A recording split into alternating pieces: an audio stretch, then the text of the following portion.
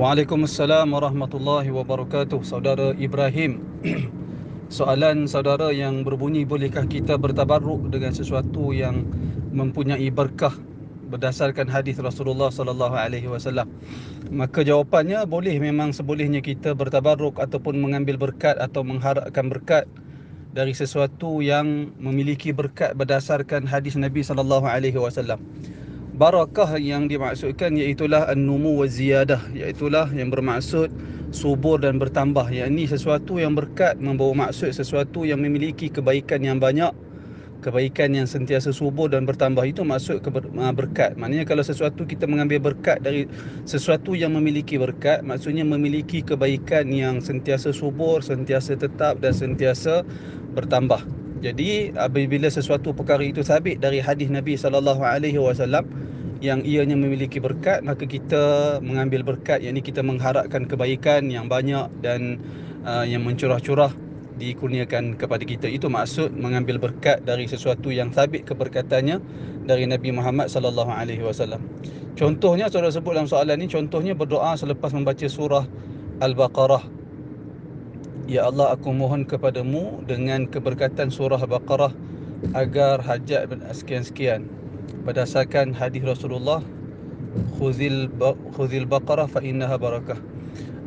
Ada beberapa isu yang perlu kita jelas pada di sini. Yang pertamanya, berdoa selepas membaca Al-Quran.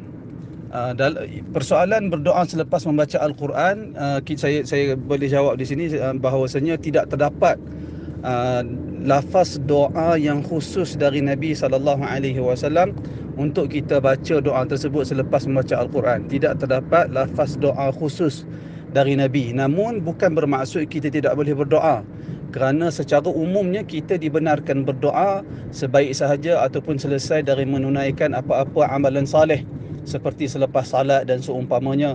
Bahkan isyarat di dalam Al-Quran membenarkan perkara ini, iaitu boleh berdoa selepas melakukan amalan saleh. Antaranya ayat Al-Quran yang menceritakan doa yang dibaca oleh Nabi Ibrahim dan Nabi Ismail sebaik sahaja baginda berdua selesai membina Kaabah. Allah Subhanahu wa taala berfirman, wa idh yarfa'u Ibrahimul qawa'ida wa Ismail rabbana taqabbal minna innaka antat tawwabur rabbana taqabbal minna innaka antat tawwabur rahim. Ketika Nabi Ibrahim dan Nabi Ismail selesai membangunkan semula Kaabah, lalu Nabi Ibrahim berdoa, rabbana taqabbal minna, wahai Tuhan kami, terimalah daripada kami amalan kami ini, sesungguhnya engkau penerima innaka antat tawwabur rahim, sesungguhnya engkau maha penerima taubat dan maha penyayang. Itu antara bukti adanya ataupun disyariatkan, dibolehkan kita berdoa sebaik saja melakukan amalan saleh. Maka membaca Al-Quran adalah termasuk di dalam amalan saleh, dan kita boleh berdoa sebaik sahaja selepas membaca Al-Quran.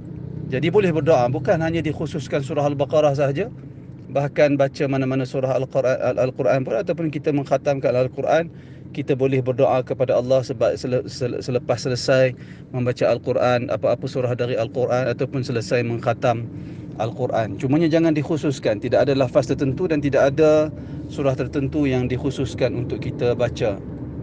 Manakala hadis Nabi yang disebutkan khudil baqarah fa innaha barakah itu datang dari lafaz hadis yang sahih, di mana Nabi sallallahu alaihi wasallam bersabda, iqra'u surat al-baqarah fa inna akhdaha barakah wa tarkaha hasrah wa la yastati'uha al-batalah.